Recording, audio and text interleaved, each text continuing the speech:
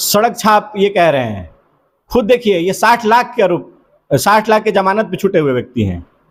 5,31,00,000 का चोरी का आरोप है इन पे।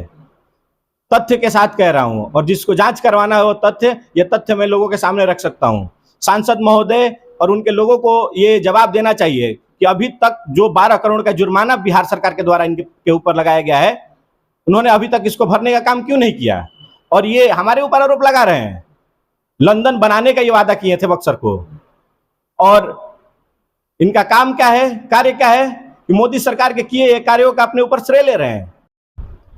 बक्सर संसदीय क्षेत्र में 10 सालों तक बीजेपी के सांसद के रूप में अश्वनी चौबे लगातार बने रहे। उसके बाद लोकसभा 2024 का जब चुनाव हुआ तो उनकी टिकट जो है काट दी गई और टिकट पार्टी की तरफ से मिथिलेश तिवारी को दी गई।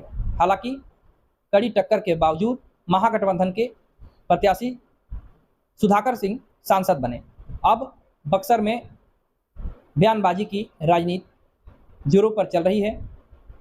सांसद की तरफ से बीजेपी के लोगों पर, बीजेपी के नेताओं पर तंज कसा गया है। इसके बाद से ही लगातार बीजेपी के तरफ से भी सांसद के खिलाफ बयानबाजी की जा रही है। अभी हमारे साथ खास बातचीत करने के लिए जुड़ चुके हैं भाजपा युवा मोर्चा के प्रिंस पीयूष, जो कि सांसद सुधाकर सिंह पर अपने मंतव्यों को रखेंगे और इनका क्या कुछ कहना है, आइए इनसे जानते हैं।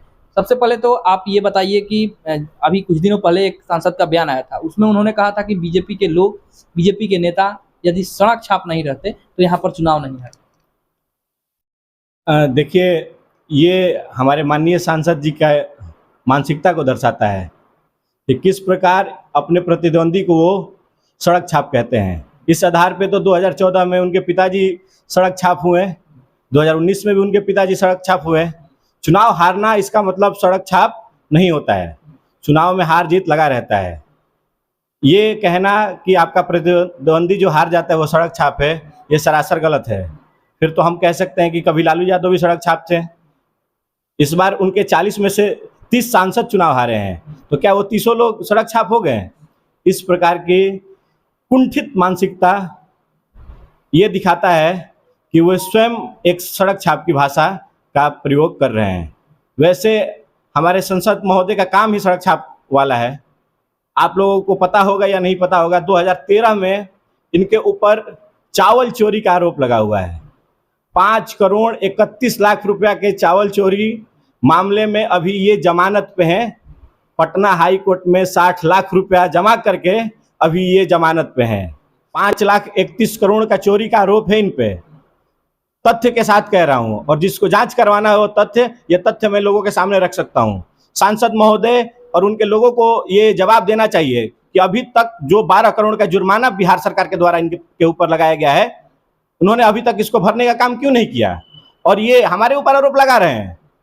लंदन बनाने का ये वादा किए थे बक्सर को, और इनका काम क्या है, कार्य क्या है कि मोदी सरकार के किए कार्यों का अपने ऊपर श्रेय ले रहे हैं।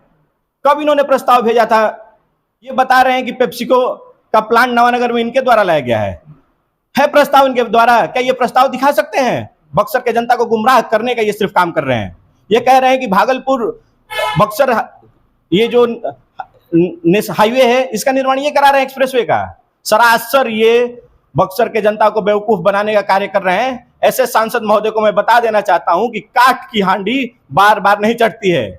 अपने बी टीम के द्वारा जो जिनको ये बाद में चुनाव के बाद मिठाई खिलाते हुए दिखे, उनके द्वारा बक्सर के लोगों को गुमराह कर ये एक बार चुनाव जीत लिए हैं। अपने उनके पिताजी एक बार सांसद रहे हैं बक्सर से 2009 से 14 तक। उनके कार्यों के बारे में बताएं, उन्होंने क्या किया, कब किया, कहां किया। नरेंद्र मोदी की सरकार कार्य करने में विश्वास करती है। भले ही हमारा सांसद बक्सर में ना हो, लेकिन फिर भी इस बजट में बक्सर का खास ध्यान रखा गया। चाहे वो एक एक्सप्रेसवे दिया गया हो या गंगा पर एक समानांतर पुल दिया गया हो। नमामि गंगे परियोजना के तहत सारे घाटों का निर्माण कराया जा रहा है। डुमरांव में मेडिकल कॉलेज बन रहा है। ये सारा श्रेय नरेंद्र मोदी का है, नरेंद्र मोदी के सरकार का है, बिहार के एनडीए का सरकार है। हमारे सांसद महोदय के द्वारा केवल अनाप शनाप बयानबाजी करने का काम किया जा रहा है। बक्सर की जनता समझदार है, एक बार इनके धोखे में आ चुकी है और हमें उम्मीद है कि आने वाले चुनाव में, जो विधानसभा का चुनाव है, इसमें भी बक्सर की जनता इनके उम्मीदवार को हराकर एनडीए की बक्सर में पुनः वापसी कराने का कार्य करेगी। सुधाकर सिंह के जो समर्थक हैं, आप लोगों की तरफ से जो बयान आ रही है उस पर समर्थकों का उनका कहना है कि बीजेपी अब 10 सालों के बाद विपक्ष में आई है बक्सर में, बक्सर संसदीय क्षेत्र में, तो बौखला गए हैं बीजेपी के लोग। पहली बात बता देना चाहते हैं कि मुगालते में ना रहें। अभी भी केंद्र में और बिहार में भारतीय जनता पार्टी और एनडीए की सरकार है और इस एनडीए की सरकार में पूर्व के तरह से ही बक्सर का ध्यान रखा जाएगा। उनके कार्यकर्ता इस मुगालते में ना रहे कि उनके सांसद हैं, सांसद उनका है लेकिन सरकार हमारा है। क्या लग रहा है आप लोगों के शाहाबाद से पूरा आप लोग का जो कुनबा था वो कवर चुका है, एक भी विधायक और एक भी सांसद नहीं दिख रहे हैं, ऐसे में आगामी विधानसभा चुनाव में कैसे आप लोग जीत पाएंगे? इसके लिए पार्टी चिंतित है, एनडीए चिंतित है।